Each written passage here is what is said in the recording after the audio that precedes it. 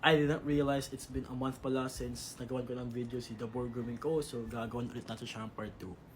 Let's go. Alright, so start agad natin ito kay Atol. So, if taga-Pangasinan ka, this name is funny. Legit, if taga-Pangasinan ka, nakakatawa to. But, yeah, let's smell it. Actually, nasira yung ano, so I'm so sorry. Anyways, that's it. Medyo natin siya. Pero, bako niya sa air. This one smells like Nautica Voyage.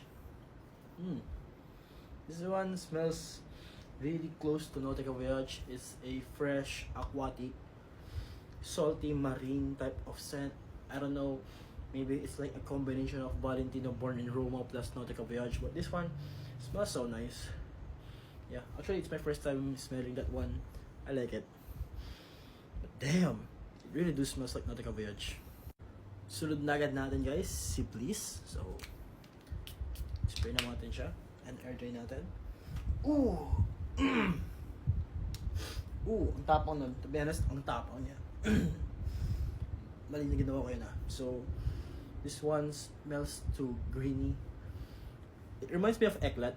Okay, this one reminds me of Eclat but much woodier. Mas mature version siya ng Eclat. May makakuha kang parang, it's a fresh scent, okay? It's a fresh green scent. So, when we're talking about green scent, it's basically like leaves, grass, something like that.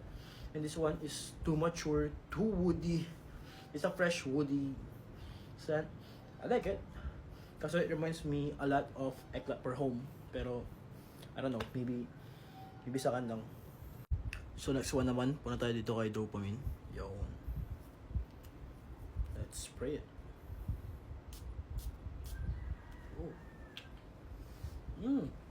Alam mo, air scent pa lang niya. Ang bango niya. It smells warm, spicy. Yeah. It reminds me of that kind of scent. Another sweet scent. Fruity. Yeah.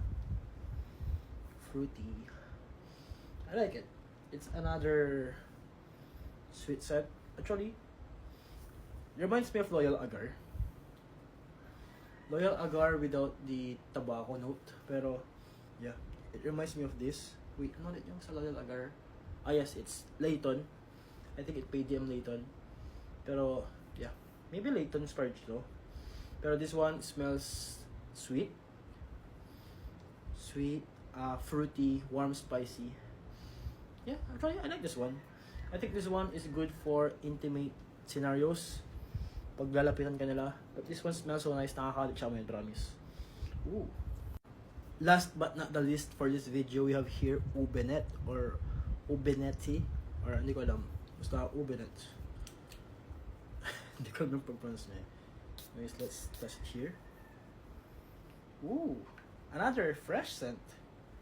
Puro ata fresh scent yung mga nabili ko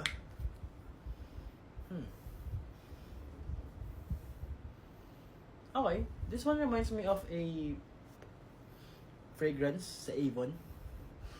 Fresh, spicy, woody, aquatic. Actually, this one is a very nice fresh scent. Hindi ko lang maalala kung ano. Basta, this one... David of Cool Water! Yeah. Actually, you know what? Magkaway ba sila? I'm wrong. Okay, akala ko David of Cool Water. But yeah, it's a fresh, spicy, aquatic, woody scent. Yeah, actually, you know what? I like it. This might be my pang balagbagan scent from now on. I like it actually. It's good.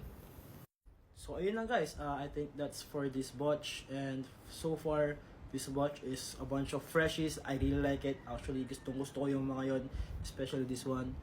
Ubenet, or I don't know what or how to pronounce this. Basta, I really like this one. Kasi yung Blue Aura ko kasi is paubos na since yun yung pang balagbagan ko. So this time, I think ito yung gagamitin kong pang balagbagan for today. Since may pupunta na ako dali. So, I think ito yung gagamitin ko for today. I really like it, to be honest with you. Hindi ko pa siya nakaamoy. Nag-sniff lang ako pero so far, I think this is the first time that I'm going to full wear this. Update ko kayo sa kung gaano siya katagal. Pero yeah, yun lang.